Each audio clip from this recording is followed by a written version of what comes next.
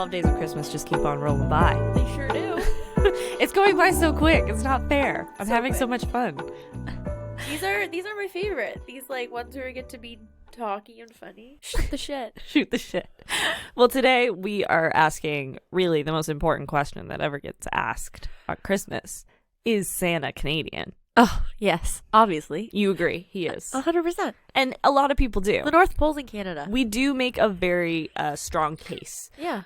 And like you said, we all know where Santa lives. He lives in the North Pole. He actually is a Canadian. That's true. He does have citizenship. Yeah. He has a postal code. Yeah. He has a bunch of stuff. Bunch of stuff. That would only Canadian citizens can have. Exactly. Technically, the North Pole doesn't belong to any country.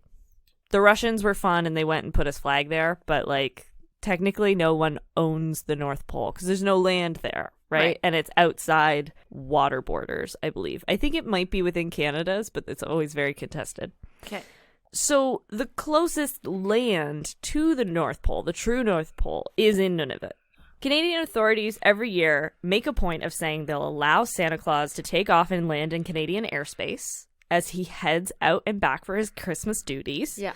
In 2013, Mr. and Mrs. Claus were given the 2,999,999th and the 3 millionth e-passports. So that's when they like updated our passports to be more secure. That's funny. They gave them those copies. So in a lot of ways, it was a media thing for like, look how great our new passports are.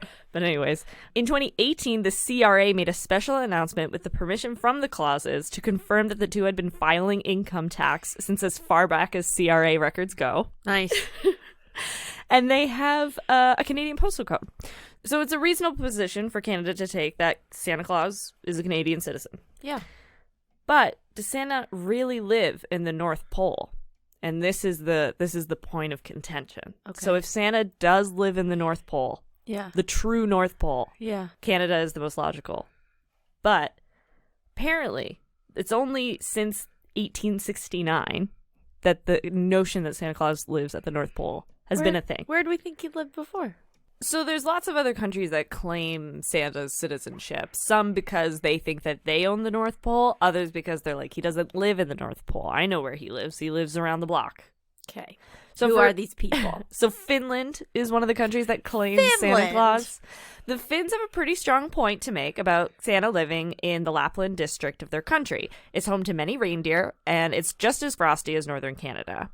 Better still, folks from around the world head there to meet Santa with his magical animals. Canada has no such claim to this. As a Canadian, I am hard-pressed to give the edge to the Finns, though. Also, we would like to make a note that Santa wears red and white, Yeah. the Canadian colors. Have you guys looked at the flag? Have you looked at our flag? Finland's flag? Blue and white. No. Much less convincing. Denmark likes to make the claim that Santa Claus is from Denmark. The Danes? Greenland specifically. Okay. So it's definitely cold there, cold enough for Santa. And it's said that kids in Denmark believe Saint Nick makes his permanent home on this massive sheet of ice. Norwegians also claim that Santa lives in a village called Drobak, where hundreds of visitors go every year. Have you read the address on the that you send your letters to? Exactly. Like, we have the documentation. H-O-H-O-H-O. You just have theories. Two of the main attractions in the town are Santa's post office and the Christmas house. So you can go see those in Drobak, Norway, if you would like. But why would you? But why would you? There's also a town called North Pole in Alaska, and they have a Santa Claus. So a lot of Americans claim that that's where Santa lives. I think that the Turkish have the best argument. The Turkish? The Turkish. The Turks. They have the best claim, and I will give them this. Santa Claus was born in Turkey, Okay. but he doesn't live there anymore. Okay. I think that's how we got to envision it. So the real story of Santa Claus is based on the person St. Nicholas, Yeah. who lived in what is now Turkey and was born in 280 AD. Okay.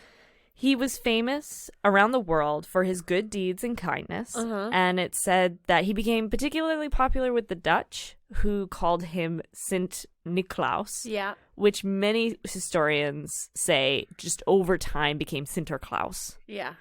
The famous American author Washington Irving helped popularize Sinterklaas stories in 1809 when he referred to St. Nicholas as the patron saint of New York. What? I don't know. And the city, which was a city developed by a lot of Dutch settlers. Okay. So there's a lot of Dutch. It used to be called New Amsterdam. Right, yeah. So there's a big Dutch association with New York. And so he's like, if New York has a patron saint, it's going to be Saint Nick.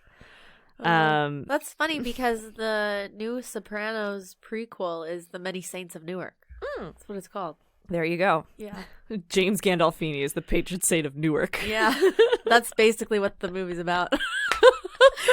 So the image we have of Jolly Saint Nick is partly due to the famous poem Clement C. Moore wrote, which we all know is The Night Before Christmas. Went all through the house. Went all through the house. And no, that's where you get like the Jolly Saint Nick look. Bowl full of jelly. He's a very Victorian looking kind of Santa. Like red velvet, white trim. Victorians loved all that stuff. Yeah. And then there was a cartoonist who drew the account that he describes. And so that's really where you get like the roly-poly image of Santa Claus.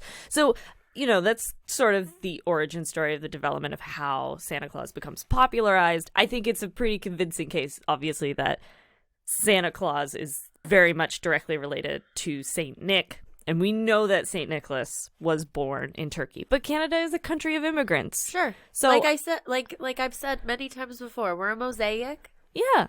So I think it's fair to say that maybe Santa Claus has dual citizenship. Sure.